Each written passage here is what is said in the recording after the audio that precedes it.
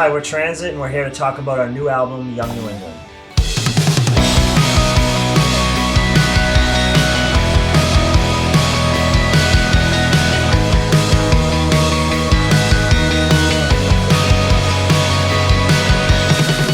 What is Young New England?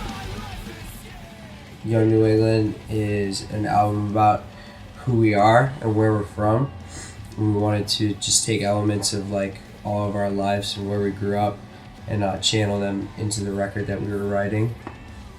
And Young New England came out. What makes every Transit album different? I think that we just kind of like go into everything, and we don't really have like a set style that we kind of want to write like. We've all known each other for a long time. We all like kind of, for the most part, grew up together. And just like as we got older and as we matured, like our music definitely did too. Yeah, it really just depends on the place and time, how we're feeling, where the inspiration comes from, and just it all just kind of comes out like that. What were you listening to when you wrote the album?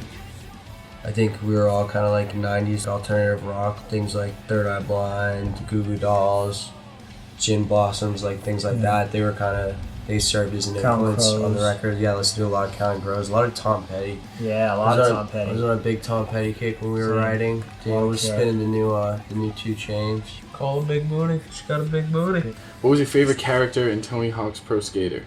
Rodney Mullen. Dude, everyone's gonna laugh at me, but Bucky Lasek. Just play with him all Was the he time. from Massachusetts though? I don't know. Chad Muska. Oh. Yeah, he's the worst. It was always Bucky Style. Lasek. So goofy. Man. Andrew Reynolds all the way. Is there a story behind the LP title? There's actually a pretty funny story behind the LP title. Yeah. Me and Joe were going to see a show, and it was around the time when we had just gotten back from tour and we had just started writing the new album, and we kind of had ideas about like the fact that we wanted to write an album that had a lot to do with New England and a lot to do with like growing up around here and always coming home around here and like loving where you're from. But I remember we were driving home from Providence that night. We were passing a bottle of whiskey back and forth and just trying to come up with a cool title for the record, and like, oh, we should call it something New England. And then like at the same time we both said Young New England. We were just like, yeah, that's it. Do you even lift?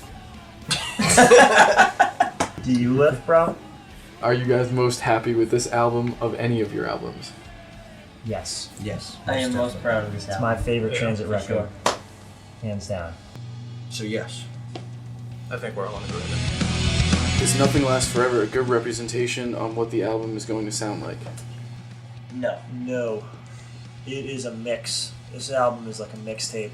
They have all different tempos, different like keys to them. It's different vibes, different styles to them, different key elements. There's just a lot going on. It's the most diverse Transit record. Definitely. Nothing Lasts Forever has its perfect place on the album. It balances everything out. Yeah, it balances everything out, but it definitely doesn't. You can't just hear that song and know what the album sounds like at all. There's little pieces of every song that have something to do with another song on the record. Yeah. The more you listen, the more you find. What was the first song you wrote on Young New England? Nothing lasts forever. Yeah, I think we definitely started on the right foot. I really like the fact that that was the first song that we wrote. That was one of the first songs that we took like as a full band and made the full band version of it rather than just an acoustic demo of it. And now it's the first song released. It's the first song on the actual record. Is there any significance to the seasons in your albums? Massachusetts, we go through all 4 seasons, and Yeah. when we're writing, that has a heavy effect on us. I think the first time we noticed it was when we recorded Promise Nothing. We wrote it in the middle of the winter. And it was just so cold and so freezing, and the songs are just like really sad, and you can hear that they kind of like sound cold in a way. 2 summers ago when we were writing Listen and Forgive, like it was the first time we had been home in months after like a really heavy tour schedule, and we were just happy to be at home. We were just like hanging out. We would just meet up every day and just have a good time and write some songs. You can hear that in that record too. Blue Mountain Dew or orange juice? Orange juice. Orange juice. Bagel bites or pizza rolls? Pizza rolls. Easy. I'm gonna go Easy. I'm gonna go I don't know, bagel man. bites, That's dude. tough. I think I'm going bagel I'm a bites. big- I love bagel pizza too. rolls. Pizza rolls. Elio's is pretty good too. It's not in the question. Yeah, we ain't getting into the frozen pizza debate. At that point, it's not delivery. DiGiorno. I had DiGiorno a couple days ago. It's banging. bagels, or muffins? Jesus More Christ. bagels. dude. Not a question. Bagels. Macaroni and asking. cheese or ham sandwich? New question. Green ketchup or purple? Neither. Red. Duh. Did you guys take a new approach to writing and recording the new record?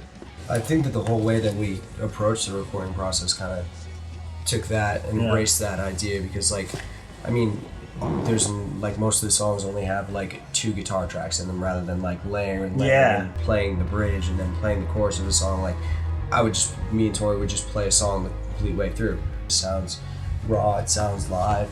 It's cool. It's a really cool thing. Which songs are you most excited to play live? Mine is probably second to right. I was gonna say that too. Love that song. Thanks for nothing. That's a fun one. Yeah. Thanks for My that. It's favorite. probably my Yeah, it's top. gonna be cool too. I love playing that one. They're all fun to play. That's why we wrote them. What are the biggest differences between Young New England and Listen and Forgive? A lot of the songs are just more straightforward, like Joby was talking about earlier, how there's just straight feeling. It's raw. Yeah, and- It's not overanalyzed. It's just here it is. This is what I'm feeling.